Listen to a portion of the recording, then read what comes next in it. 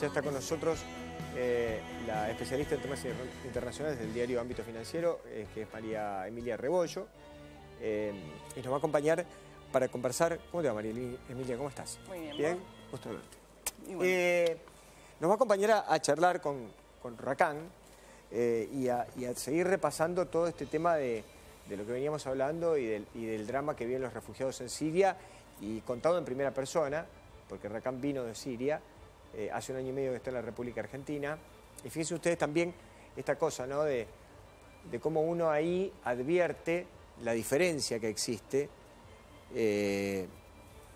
entre Europa y nosotros, por ejemplo, ¿no?, y los países latinoamericanos, que en realidad no tenemos ningún tipo de problema, al contrario. Me parece que hasta nos da orgullo poder recibir a gente. ¿Vos te referís a la recepción de refugiados? Sí. Bueno, el problema con Europa es que ellos lo están recibiendo en masa. No es la misma magnitud que está ocurriendo acá con América Latina, que tal vez las solicitudes de asilo no llegan a ser de la envergadura que es allá. Si nos ponemos a evaluar los datos, es impresionante. Están llegando ciudades enteras por día a las islas de Grecia, por ejemplo. Son 30.000 personas, más o menos, que llegan por mes a la isla de Lesbos, por ejemplo, o a la isla de Samos, que son limítrofes respecto a mar con Turquía, ciudades como, por ejemplo, Kusadasi o Bodrum, que son de donde salen los principales barcos con refugiados para tratar de ingresar a la Unión Europea. De todas maneras, sí, lo que se está viendo es una falta de solidaridad muy grande en toda la Unión Europea, porque este es un conflicto en el que ellos han tenido mucha participación, por haber facilitado en algún momento toda esta mal llamada primavera árabe, que no fue una primavera. Lamentablemente estamos viendo las consecuencias ahora. Y sobre todo por no facilitar una negociación, una salida en el terreno, y tampoco por no recibir a los refugiados con buena amabilidad, porque en realidad están sufriendo ataques de xenofobia en muchos lados, y ahora, por ejemplo, en Reino Unido los están marcando con puertas rojas, donde los ubican a los que tienen solicitantes, a los solicitantes de asilo, los están marcando con puertas rojas o pulseras. Entonces todo el mundo, toda la población tiene idea dónde están los solicitantes de asilo, en un país en donde es cada vez más creciente los movimientos xenófobos, ¿no? Entonces los empiezan a comparar, por ejemplo, con las situaciones nazis, ¿no? Sí, lo que estás diciendo vos es que cuando le permiten el ingreso al Reino Unido le ponen una pulsera roja y tienen que andar con la pulsera roja. Sí, son empresas terciarizadas contratadas por el gobierno de David Cameron, y les colocan una pulsera roja para recibir los beneficios. Lo mismo que las empresas que los ubican en sus respectivos domicilios también les marcan las puertas con rojo. Entonces hay pueblos enteros donde tenés muchas diferencias, notás la diferencia enseguida porque son puertas en rojo, y todas las mañanas cuando se levantan esos refugiados, esos solicitantes de asilo, se encuentran con pintadas en la casa, por ejemplo. O sea, no es un tema Andate, menor. no te queremos, no es o cosas por el claro, estilo. tal cual. Mucho más que eso, porque son movimientos ultra xenófobos, son ultraderechistas, mucho más que eso. De todas maneras, esta situación es un caso aislada, ocurre en Francia, ocurre en Italia, está ocurriendo con mayor fuerza en los países de los Balcanes, que es la ruta que toman la mayoría de los refugiados para poder llegar a los países más prósperos como Alemania. Ahora, frena un segundo. Sí. Rakan, ¿qué pensás vos de esto? Y en algunas cosas sí tienes razón. Por las cosas que están pasando en Europa, cómo Europa recibe a los refugiados, cómo los tratan, sí, en algunas cosas tienes razón. Nuestra periodista. Sí. ¿Y vos qué pensás de lo que Europa está haciendo con los refugiados? Europa antes recibía a los refugiados y no le daban visa, pero cuando el refugiado ya está en Europa, le hacían el trámite y bueno, lo ayudaban un poquito. Pero lo que pasa es que Europa llegó a algún momento que ya no puede hacer nada por los tantos refugiados que están allá, por las tantas cosas, por muchas cosas, y no pueden hacer nada ahora. También hay que diferenciar entre refugiado económico y, inmigrante económico y refugiado. Porque el inmigrante económico es la persona que migra de sus países de origen, en los que no la están pasando muy bien por determinadas cuestiones vinculadas más que nada a la política y a la economía. Y otra cosa es el refugiado que huye de un conflicto de guerra, por ejemplo. Entonces, lo que está pasando ahora es que además de los sirios que están huyendo y los iraquíes, se han sumado, por ejemplo, marroquíes o de Argelia. Son personas del Magreb, del norte de África, que son refugiados inmigrantes económicos. Por eso es la diferencia y por eso también hay tanta cantidad de gente, no son solamente los sirios. ¿Y cuál es la diferencia entre uno y el otro? Es que una persona puede vivir en su país más allá del malestar económico que está padeciendo y que no es una persona que es perseguido por cuestiones políticas, que está es blanco de un conflicto bélico. Esa es la diferencia. Y es, de hecho, ahora fue creo que el jueves... Digamos, es el inmigrante que va a buscar mejores horizontes en otro lugar. Tal cual, como por ejemplo en la Argentina en la crisis del 2001, en España. Eso es un inmigrante económico. Ahora, Suecia y Finlandia, son dos países de la Unión Europea, anunciaron el jueves que van a expulsar a 100.000 de estos inmigrantes económicos, personas que no entran dentro de lo que ellos consideran un refugiado. Por ejemplo, para el caso de Finlandia, que llegan a ser 80.000 personas, significa más de la mitad de la gente que entró en un año en Suecia. Y todos los países previsiblemente van a tomar medidas similares en los próximos días, porque hay mucha presión de los movimientos más conservadores contra los gobiernos que han aplicado una política de puertas abiertas para recibir a los perjudicados, para también tratar de deportar a todas estas personas. ¿Qué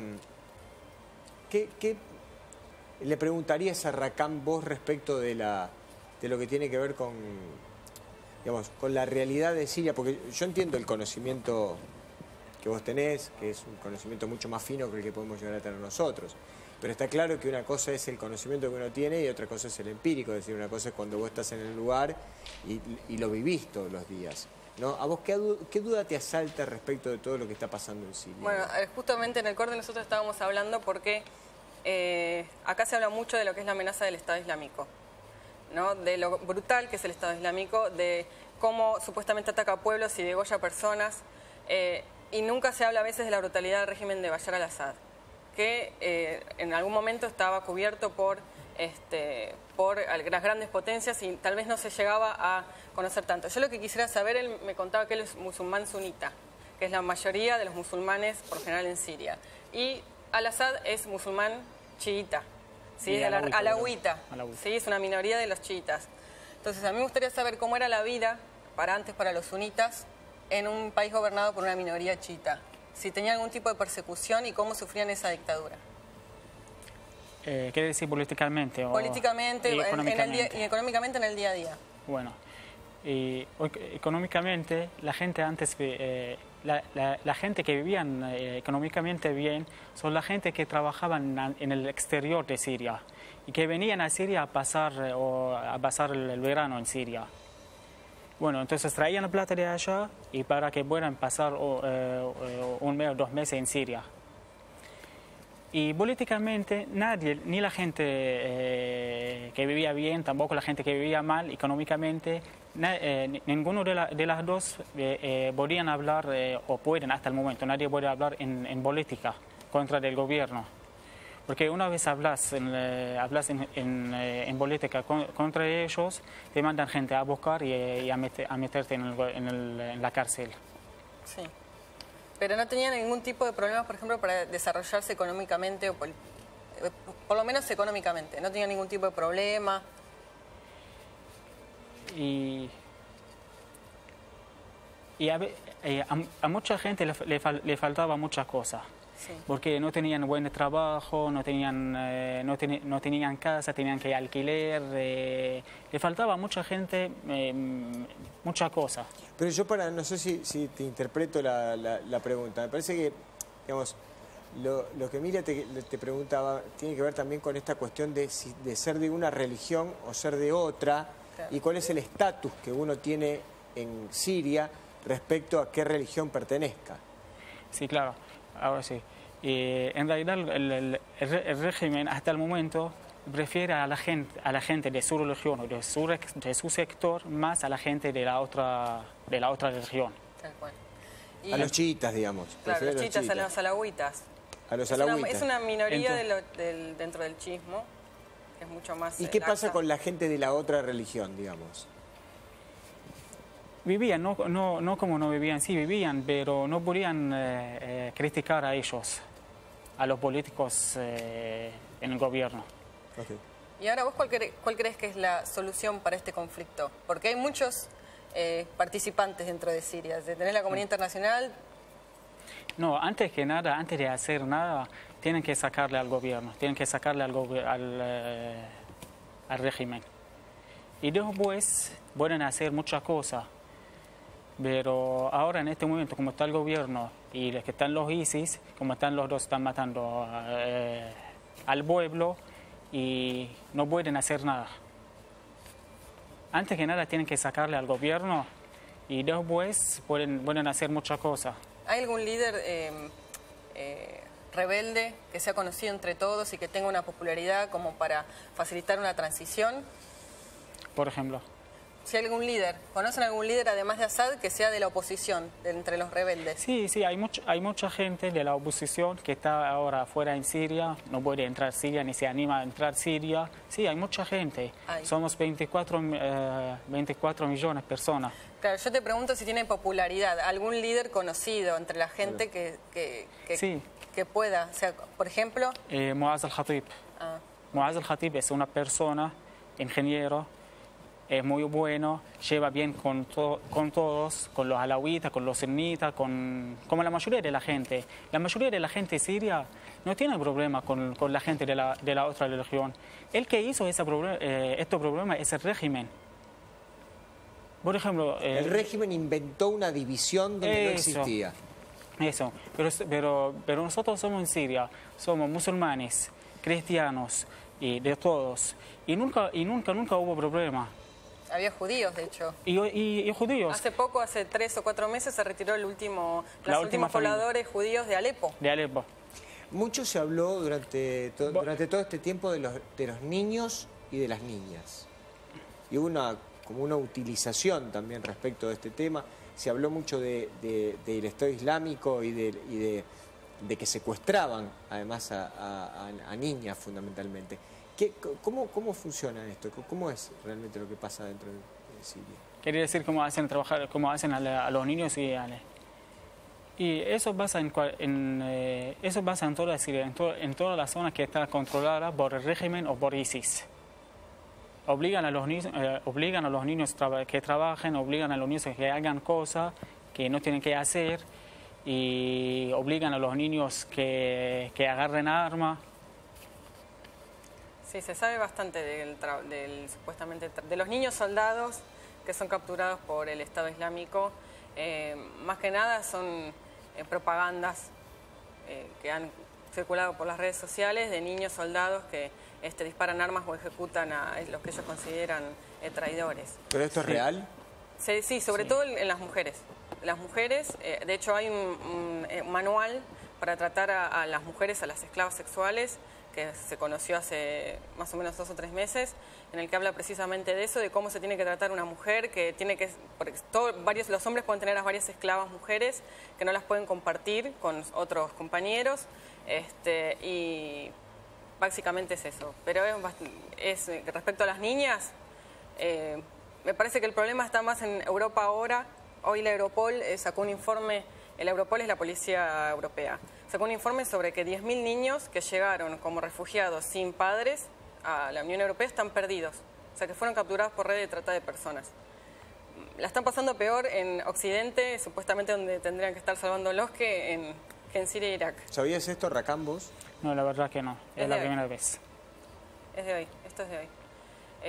O sea, los niños llegan sin sus papás, toman esos barcos, llegan sin sus papás y cuando llegan a Occidente son capturados por la red de trata, sí, que los utilizan, vaya a saber para qué fin. Que son europeos, y de hecho la Europol denuncia que las cárceles, por ejemplo, de Austria, de Alemania, están repletas de traficantes de personas. O sea, son los propios europeos los que están haciendo esto con esa gente. Y también se habla de los turcos. Ahora, Rakán me contaba que los rusos bombardean Siria, ¿no? Están bombardeando Siria y matan a civiles. Él lo que nos dice es que están matando civiles, son más los civiles que matan que otra cosa, que son los civiles que se oponen al régimen. La pregunta es, te lo voy a preguntar a vos, Rakán, y después obviamente quiero que Emilia nos diga cuál es su visión. ¿Por qué no interviene Estados Unidos de manera directa en Siria como lo ha hecho en otros lugares? Para vos. Yo creo que los estadounidenses no quieren meterse directamente en Siria, porque ya habían tenido otra experiencia en Irak. Y bueno, y la experiencia fue muy mal para ellos. Y no quieren perder más soldados, no quieren perder más plata en Siria. Y al presidente Obama le interesan más los intereses del pueblo americano, no los intereses del pueblo sirio.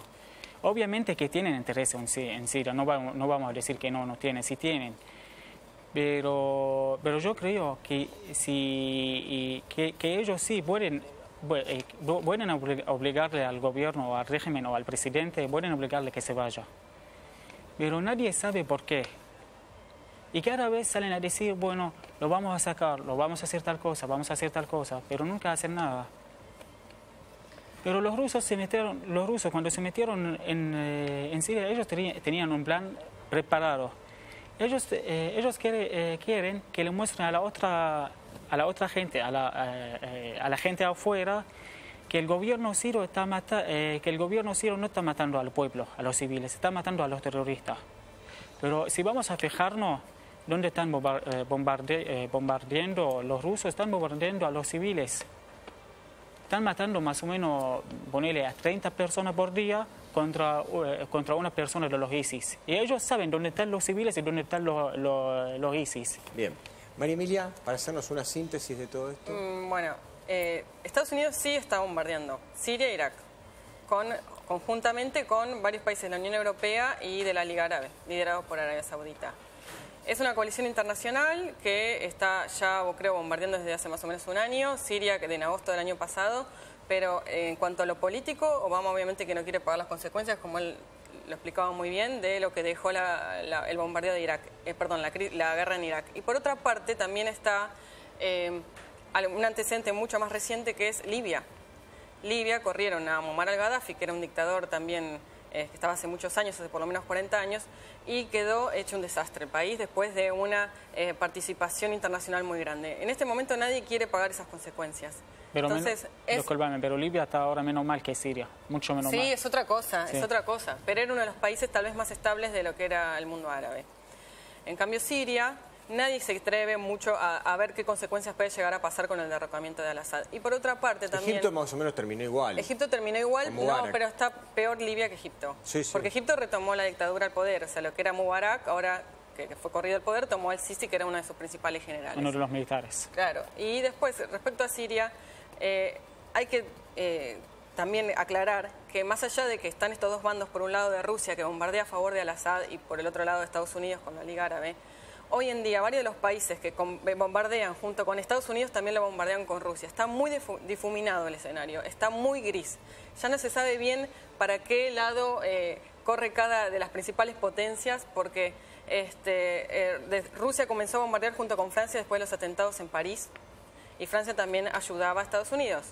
Yo creo que en principio Estados Unidos no se quiere comprometer porque consideran el Estado Islámico como una amenaza mayor que a lo que sería el régimen de Assad. Claro. Entonces se entiende que tal vez Assad es una garantía para que no crezca el Estado Islámico.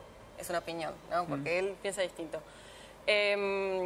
Por otra parte, cuando Estados Unidos selló el acuerdo nuclear con Irán, también abre la puerta a los chiitas para que expandan su poder en la región, que era lo que es Irán, que es aliado principal de Bashar al-Assad.